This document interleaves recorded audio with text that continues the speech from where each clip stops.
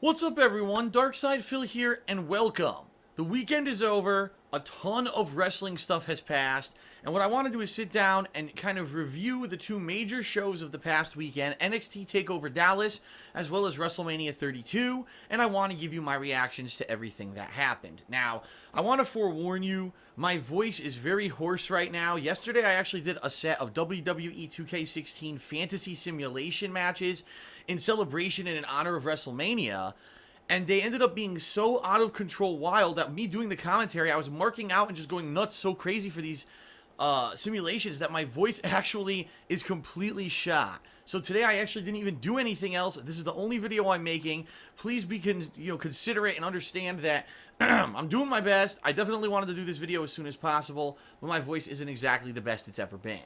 So let's start with NXT Takeover Dallas. This was a kind of on-demand event only available on the WWE Network that took place Friday night in Dallas, Texas, featuring the cast of NXT. Now, it was pretty exciting because this basically kind of was their WrestleMania for all the people in NXT who have been working their ass off trying to basically make it to the main roster of WWE. This was their night to shine.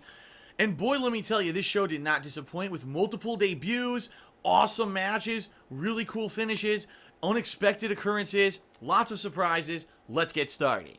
So the first match was the NXT Tag Titles, the American Alphas versus the Revival, a team of Dash and Dawson. Now, I'll be honest, I've only seen these teams maybe 5-6 times on NXT TV since I started watching it more regularly on the WWE Network. I really like the in-ring work of both these teams. I don't think that Dash and Dawson kind of have a gimmick that works. They're kind of a more bland, generic team based around technical wrestling and being cocky. And I don't think it really has that it factor that's going to make it on the main roster. Now, on the flip side, American Alpha, they really strongly remind me of the world's greatest tag team. Remember back in the day when they came up and at first they were in the indies and then they came up to the training camps of WWE and then they became kind of Kurt Angle's bodyguards for a while and they had a stable there.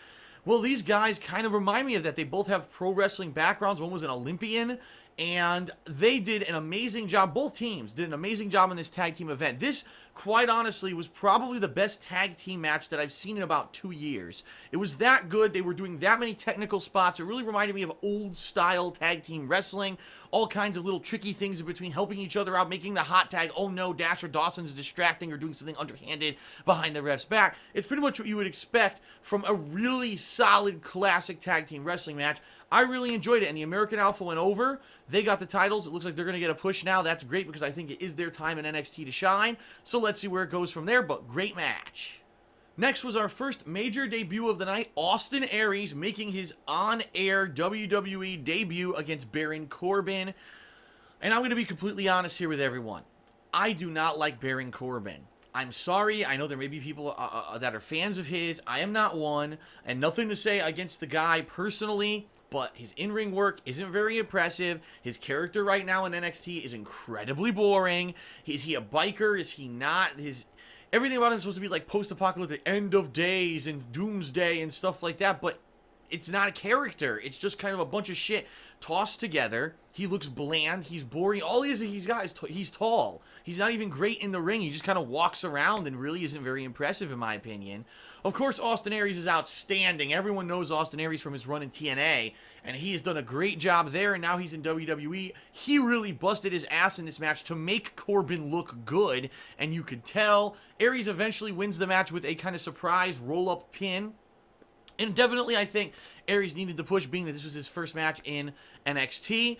Corbin, at this point, it's kind of like, gee, I don't know what's going to happen to him. We're going to talk a little bit about that later when we get to WrestleMania. But I think the match was only okay, only because Corbin isn't that great, but Aries did his best.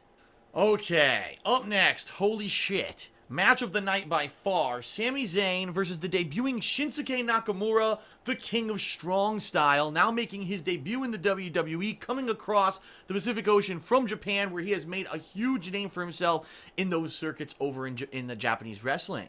And I'd never seen Shinsuke Nakamura before.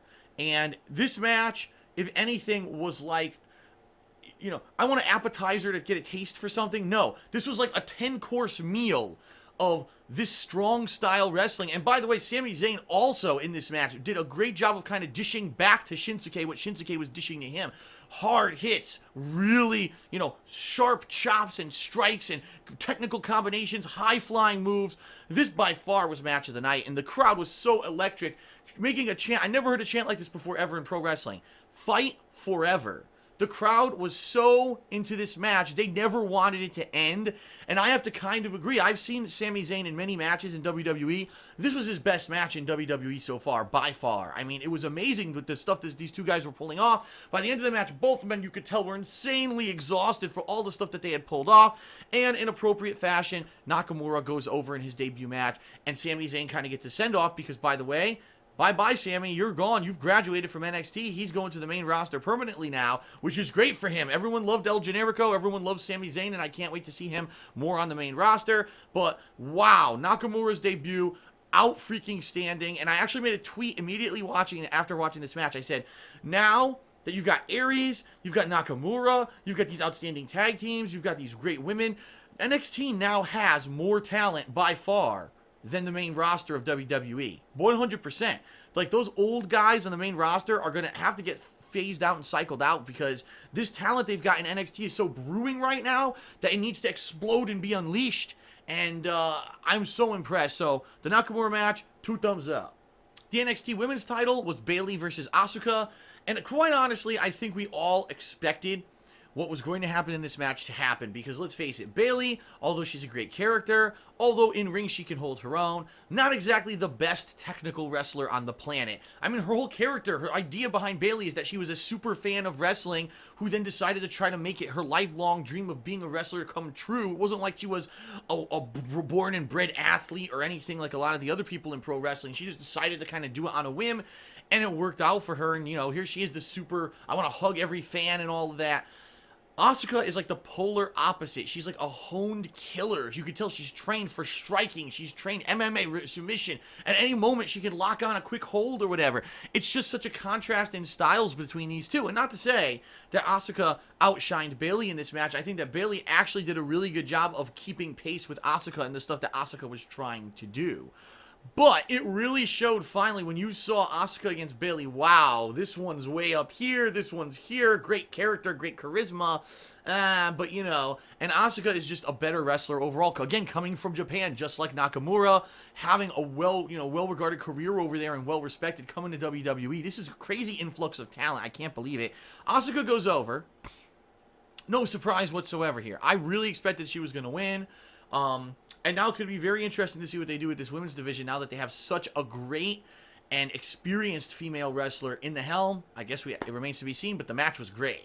The big surprise of the night that no one was expecting, Bobby Roode was in the audience, and everyone's like, oh my god, Bobby Roode, pretty much one of the best, if not the best TNA wrestler ever, who recently left TNA. Looks like he's signing with WWE just like everyone else, so we'll see what happens. And then the main event, Samoa Joe challenging Finn Balor for the NXT title.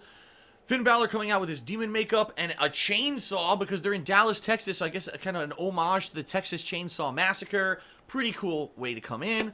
Unfortunately, I hate to say it, and not to say that these two guys didn't try in the match, the match wasn't well scripted or whatever, ended up not being a very good match, only because in the very beginning of the fight, like the first minute, accidentally, Balor and Joe butted heads right here, and Joe's eyebrow split open and started gushing blood, and it never stopped. They had to keep stopping the match because, of course, TV PG, everyone. And the crowd even, the match got stopped so many times, the crowd started chanting, fuck PG. Because you have a title match, let the two fight. Samoa Joe has been around the block. He's been in indies, he's been in TNA, he's been in matches where he's bled like a stuck fucking pig. And they're going to stop the match because he's got an annoying cut on his eye that won't stop bleeding. I mean, yeah, it looks nasty because it won't stop bleeding, but at the same time, let them have a match. And it really was frustrating with so much ref stoppage. There had to be at least 5-6 times during this match the ref kept stopping the match to try to get the cut to close. By the way, it never did. It just kept continuously bleeding the entire match. For what it was, the match was good because you got two seasoned veterans in the ring there who were trying to basically kind of salvage a match that otherwise would have fallen apart. If there were other people in this match, I don't know how it would have went. Luckily, they did salvage the match. The ending was kind of weird where Joe had Balor in his a chokehold, and then Balor flipped over using the turnbuckle, flips over him for a pin. I don't know if that was originally the planned ending, or maybe they realized we just need to end this fucking match because the refs keep stopping it because he won't stop bleeding. Anyway, Balor retains the title. The one thing I'm worried about right now, what's going to happen to Samoa Joe?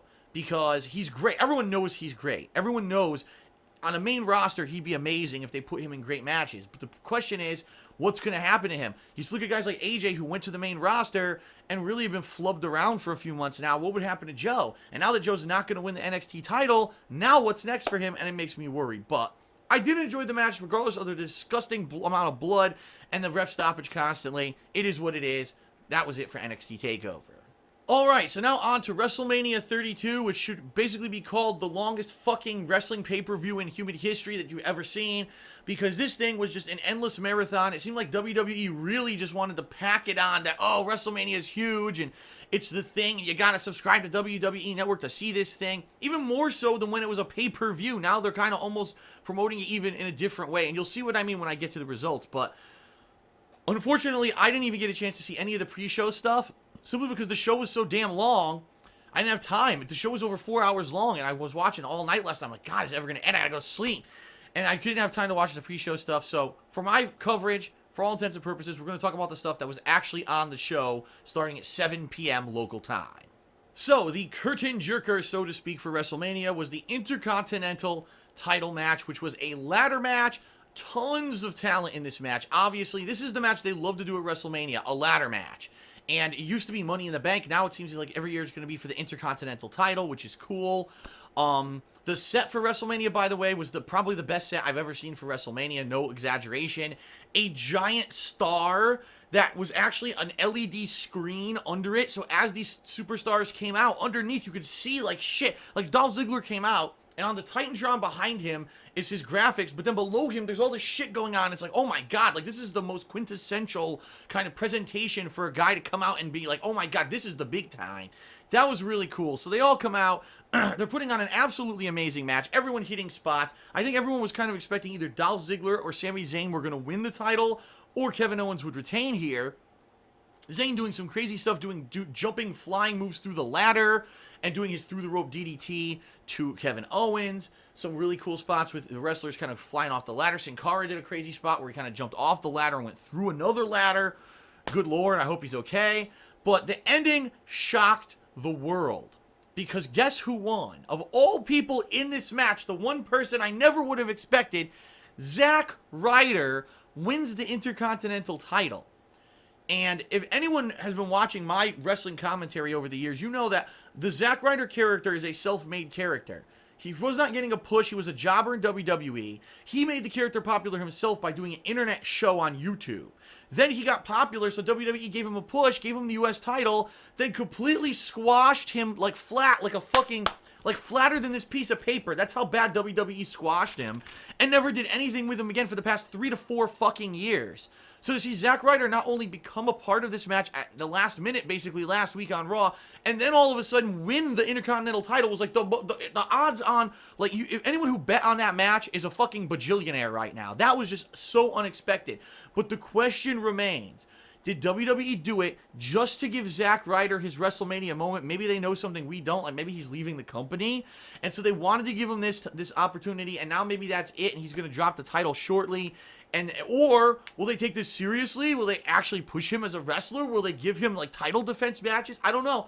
I'm just so mind-fucked at what happened in this match. I can't believe that he is the champion. I can't wait to see tonight on Raw what he does, because I hope that they take it seriously.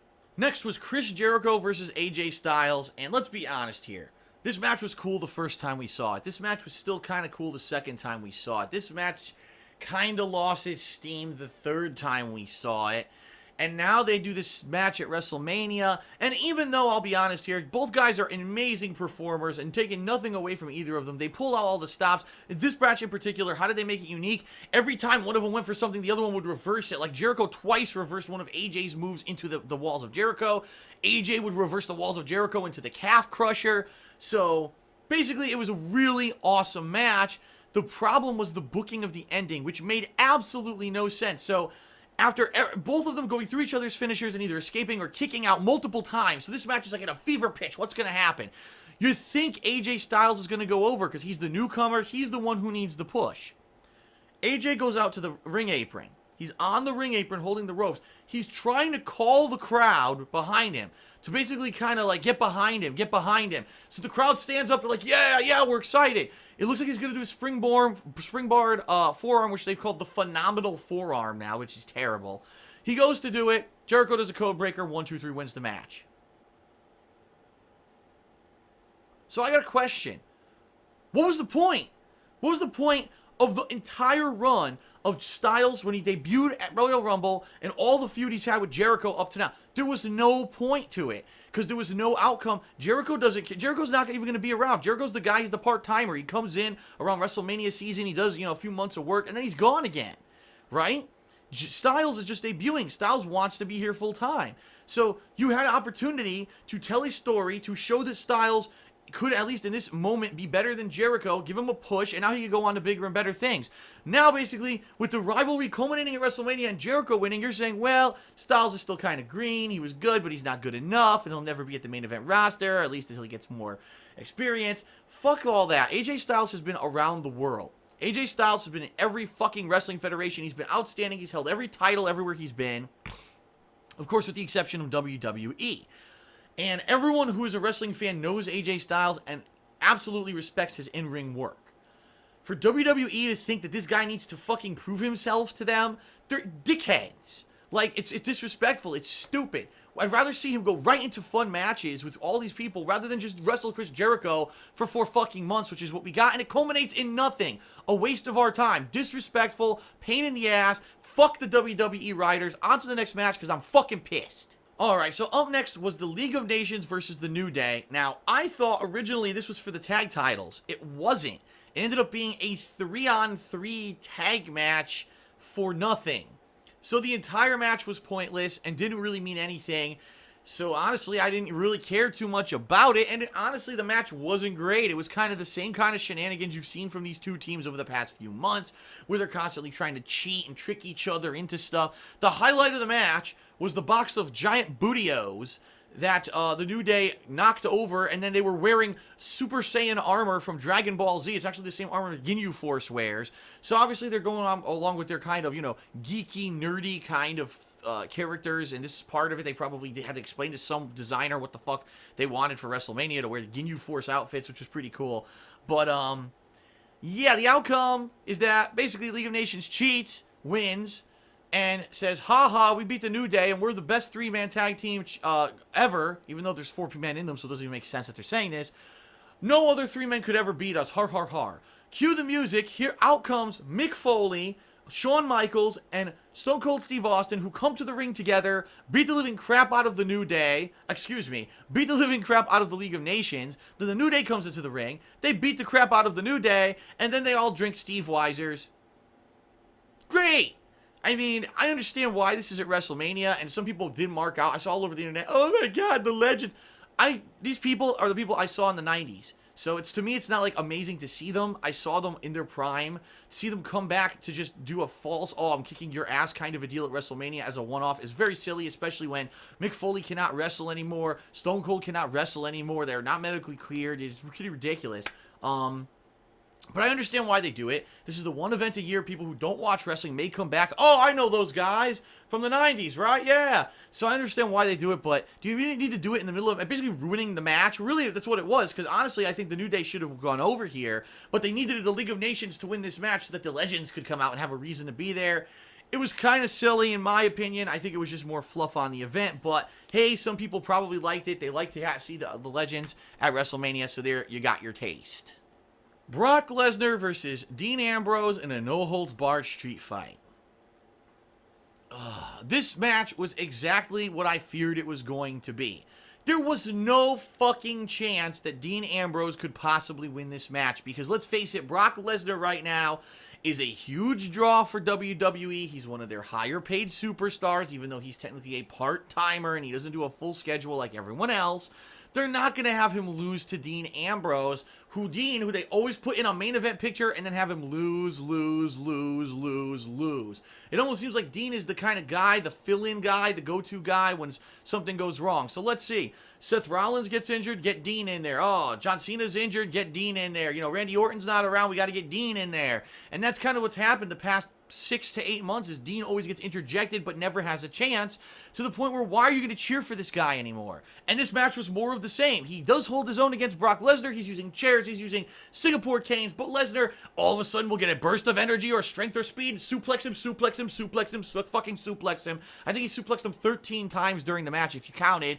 And ultimately it ends when there's a bunch of chairs in the ring and Lesnar F5s Dean Ambrose on top of the chairs and pins him.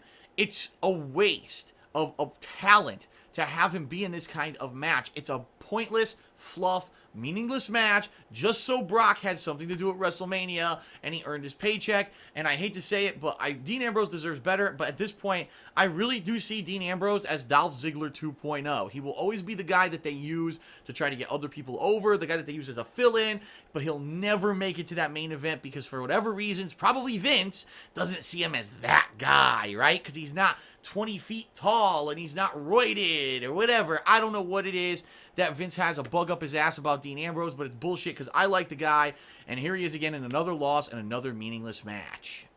Now, let's talk about a momentous occasion. Ladies and gentlemen, huge news in regards to women's wrestling.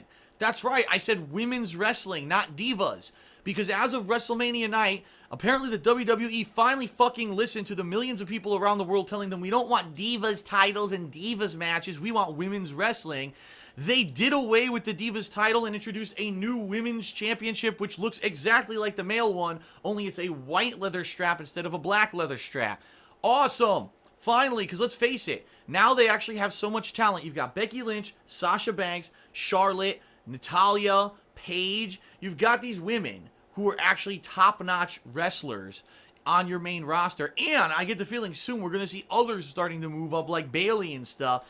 And we need to have a real title. We can say, oh, it's the divas fooling around in the ring again. Look, here's our divas. Here's their titties. Enough of that bullshit. It's time for real respectable women's wrestling.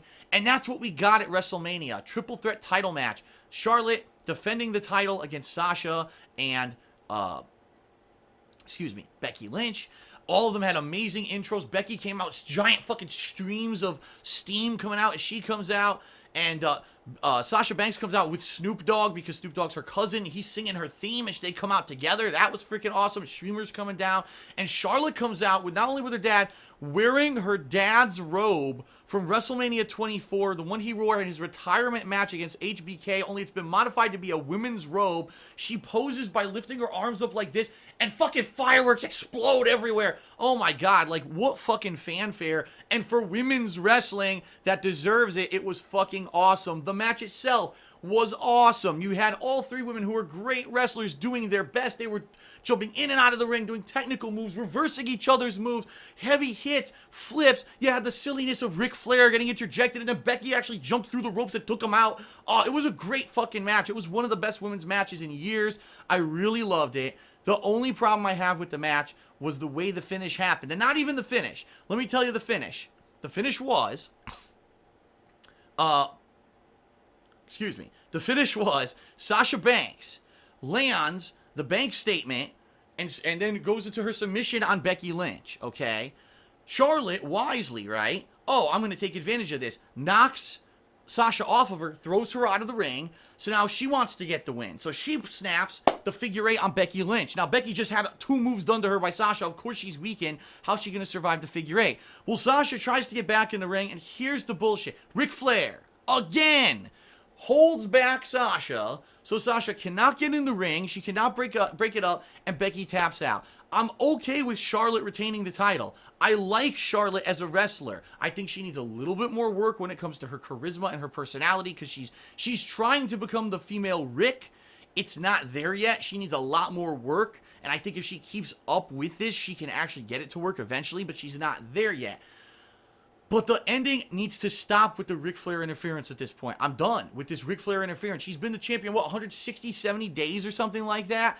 And she has not won a fucking match legitimately yet. Every fucking match, her dad interferes, and I'm done with it. Like, I understand. That's your dad. He's a legendary wrestler. He's the valet for you.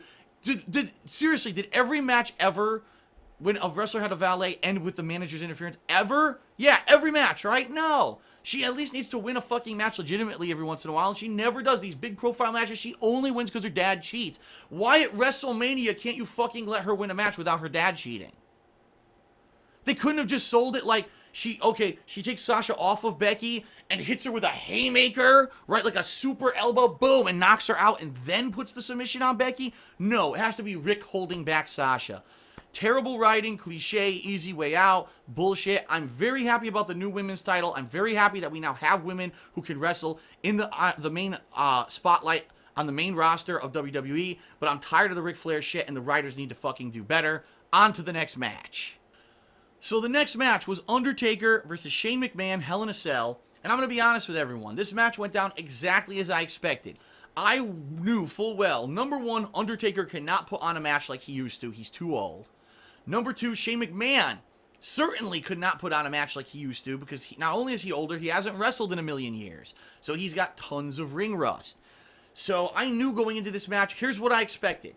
Undertaker would be slow, he'd get gassed early, but he would hit a few cool spots, do some of his signature stuff. Shane would probably do some crazy bumps like he always does. Most of them will probably look terrible because he's out of practice. There'll be one huge, what the fuck, oh my god, WrestleMania moment in the match. I don't know what it will be.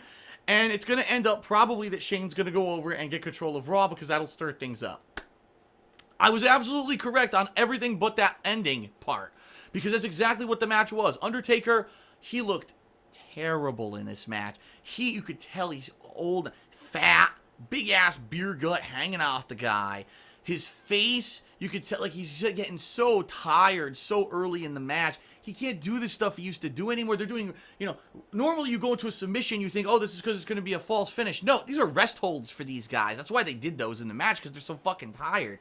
Oh, man, it was just not a good match, in my opinion. But the thing was, oh my god, what the fuck, WrestleMania moment, Shane McMahon goes on top of the cage, holy shit, over 20 feet in the air, jumps off like a crazy suicidal idiot, and goes through the announce table. So because that one moment, oh, that redeemed the whole match. No, sorry. See, I could see through the bullshit of WWE. They knew the match was going to suck shit, so they said, we're going to just fucking do this one crazy spot so that everyone will forget about it. And apparently everyone did, because all anyone's talking about today is the oh my god moment. It's stupid, in my opinion. It was a spot. It's like, Shane is what they call a spot monkey. The only reason his matches, anyone ever talks about them, isn't because he's a technical wrestler, is because he's a good wrestler. It's because he does crazy, death-defying things, and it's ridiculous. And now the plot line's over, because guess what happened? Shane goes through the table, Undertaker picks him up, puts him in the ring, tombstones him, 1, 2, 3. So what was the point of this match? What was the point of the month of build-up? I'll tell you what the point was. They didn't have a match for Undertaker at WrestleMania. They didn't know what the fuck to do. They couldn't think of anyone legitimate to put against him. And so they said, well, fuck it, we'll just do something stupid. And they called Shane, and Shane said, all right, I'll do you this one favor. And that was it. I don't think Shane's going to be around much longer on WWE TV because he lost the match. So no more control, Control of Raw stays within the Authority. The same bullshit continues on. No one's going to watch Raw because no one gives a fuck about the Authority. And they fucked themselves. They could have had sky-high fucking ratings if Shane won this match, but no. They had to just be so stupid because we're in control of the company, we're the Authority, and we actually own the company, so we should be on TV every week. Giant ego-headed fucking dunder-headed morons, basically. They don't understand why people aren't watching anymore. Everyone else does because we're the ones who aren't watching. Just fucking stupid shit. And the match was a waste of time. I gotta move on to the next one. I'm so frustrated. On to the next fucking match. So, the next match is the Andre the Giant over-the-top rope 30-man Memorial Battle Royal. Now, at this point, WrestleMania is already pushing 3 hours. So everyone's kind of like, damn, this show's fucking long, man. Like, what else is left? And everyone's starting to look at their papers. Like, what matches are left? All right, we got this, I guess. And then I guess we got the main event, right? All right, so maybe the show will end soon. And it didn't, but I'll explain that in a moment. So, the match starts with all 30 men in the ring. And notable entries, people who were not announced to be in the match, DDP, Diamond Dallas Page, Tatanka, I never fucking expected to see him, that's right, wrestler from the 80s and 90s, and of all people, Baron Corbin. Remember I mentioned earlier in this video in NXT when he lost to Austin Aries? Well, here we go, here's what happens, everyone's doing spots, oh yeah, Shaq fucking shows up. What? Shaquille O'Neal, the professional basketball player, well, former pro basketball player, shows up in the match and has several different segments and spots with the Big Show. Eventually, everyone cooperatively eliminates both of them from the match, so Big Show does not double win the fucking Battle Royal, thank God. It basically goes down at the end, is that you've got Kane with, I believe it was Mark Henry. There's like three or four guys left, and everyone's just like quick eliminations, and out of nowhere, Baron Corbin comes out of nowhere and eliminates Kane and wins the match. So, here's the deal. I know for a fact that either Vince McMahon or someone in the company loves Baron Corbin. They love him so much, they keep pushing him on NXT, and NXT, the crowds hate him. They boo him, they do not like this guy. They think he's a bad wrestler, and they boo him every time he's out now. He's lost all momentum in NXT. Now, what do? They just bring him to the main fucking roster. They put him in this Battle Royal, he wins, so now you know he's going to be on Monday Night Raw, you know he's going to be on main roster, he's probably out of NXT now. And it's stupid because no one likes the guy. The guy's too green, doesn't have a good repertoire, he's a boring fucking character. They didn't do anything to change or refine the character. He's gonna be the same boring fucking guy with no real identity and nothing to do and bad mic skills and bad in-ring work, and he's gonna suck shit. And of course someone will say, I can't understand why. Well, maybe you should listen to the fucking fans instead of listening to yourself for once, Vince, because no one likes Baron Corbin, and you had him win the Battle Royal. If anything, here's the one thing I can say. If history repeats itself, the winner of the Memorial Battle Royal goes on to nothing. You had Cesaro, who went on to nothing. Big Show, who went on to nothing. Now you got Baron Corbin. So maybe it's not that much of a loss because maybe he'll go on to nothing too. I don't know, but I knew they were going to do something with Corbin, and that's what they did. So now the pay-per-view is like 3.5 hours long, and people are getting antsy. I can tell even I was getting antsy. I'm like, man, I really would like this to end sometime tonight. Up next, The Rock comes out. Now, they've been advertising for months that The Rock's going to be at WrestleMania. The Rock at WrestleMania. WrestleMania, The Rock in WrestleMania. But they never explained what the hell The Rock was going to do. First, Dallas Cowboys cheerleaders come out. Then The Rock comes out. He says, wait one moment, leaves, comes back with a flamethrower, takes it to a giant word rock, a giant sign that says Rock. He lights it on fire. Can you smell what The Rock is cooking? Do you get the joke for all you 5-year-olds out there? The Rock finally comes down to the ring. He saunters around, he grabs a mic, and he does his usual, I'm back to WrestleMania, blah, blah, blah. It's the same shit you've seen from The Rock every possible time, but the crowds love this fucking guy because he's a movie star. Oh my God, we love The Rock. Whatever, I'm kind of over The Rock at this point.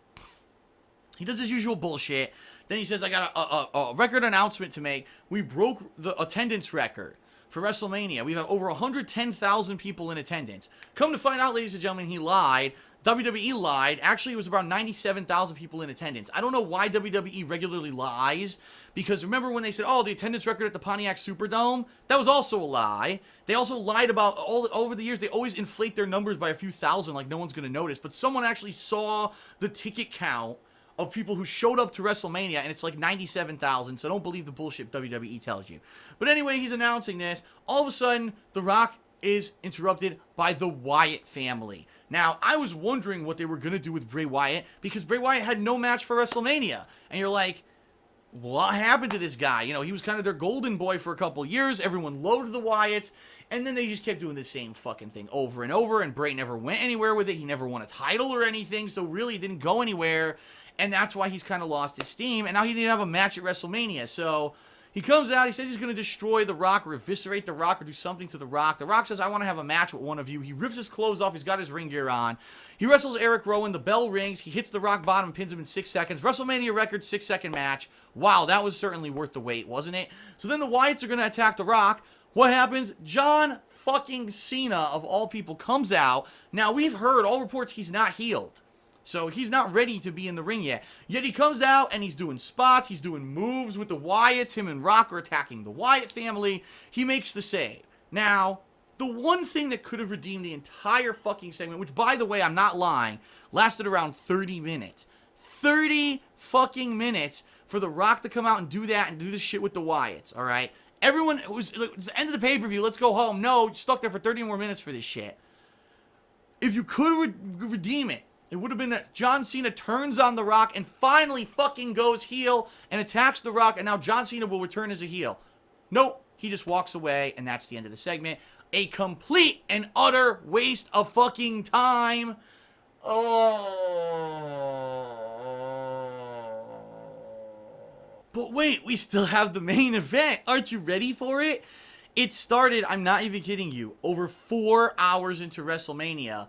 And if you're ever going to have a main event that people don't want to see, you don't make them wait 4 fucking hours to get to it. And it was every bit as groan-inducing, vomit fucking spewing as you could have imagined. Triple H versus Roman Reigns for the WWE title. Triple H and Stephanie are dressed like fucking, I swear to God, it looked like Mortal Kombat Armageddon, the movie. She looked like Sindel, and he kind of looked almost like Shao Kahn. I'm not kidding you. They had people dressed up like corporate puppets or dummies, holding titles. It was really stupid. Here he comes. Roman Reigns comes out to the most boring entrance ever. He just walks right out. Okay, great. Walks out. And I think at one point he like put his hand on the ground and they shot pyro off or something. It was boring. It was boring. The match was boring, exactly as you would expect. Nothing, absolutely nothing out of the ordinary. No run-ins. No, a ton of opportunity to do something interesting here. No, we're just gonna do the cliche bullshit that probably Triple H wanted. So Triple H and Roman Reigns. Triple H has upper hand. Then Roman Reigns comes back. Triple H is starting to gas. So the match is starting to slow down. So they do a ton of rest holds. Then they do a ton of slow spots. And then it's going back and forth. And finally, Stephanie starts interfering. Roman Reigns runs across the ring, accidentally spears her. Okay. And then the match actually ends where Triple H grabs a sledgehammer from under the ring and acts like he's going to hit Roman with it and get DQ'd. He doesn't care. I'll get DQ'd. I'm the champion. I retain the title. Roman ducks the sledgehammer. Spears him 1, 2, 3. Fucking terrible. Like, horrible, awful, everything that you didn't want to see, everything that for months the fans told WWE they did not want to see, the most cliche fucking bullshit, boozed through the entire fucking match. Not one fucking cheer. Everyone hated the main event of WrestleMania. I don't know why WWE wouldn't know why they hated the main event of WrestleMania. No one wanted it. It's a terrible fucking storyline. It's been done to fucking death. Is he Austin? Is he Cena? Who the fuck is Roman Reigns? No one cares. And the bottom line is he's the champion now, and I am just actually dreading watching Monday Night Raw tonight because you know how that crowd's going to react to him. If they don't turn him heel in the next month, fuck this. Like, I don't know how WWE thinks they're going to get any fucking ratings on their shows except they just debut a ton of people. Like, I'm far more interested to see how Sami Zayn is going to do, to see how the women's division is going to go on the main roster, right? To see what's going to happen to these newcomers in NXT who they just signed and they're all debuting all at once.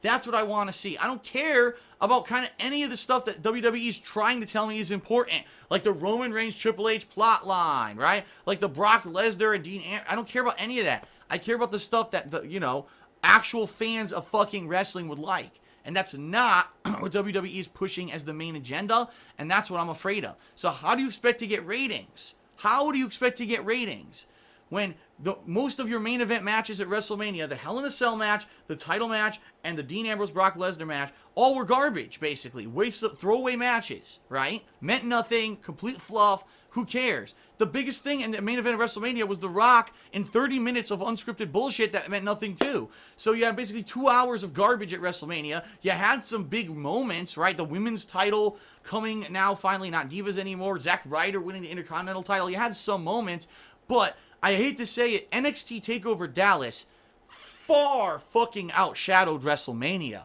Like, way by leaps and fucking bounds. You've got better talent. You've got an understanding of the business. You've got an understanding of what the fans want to fucking see.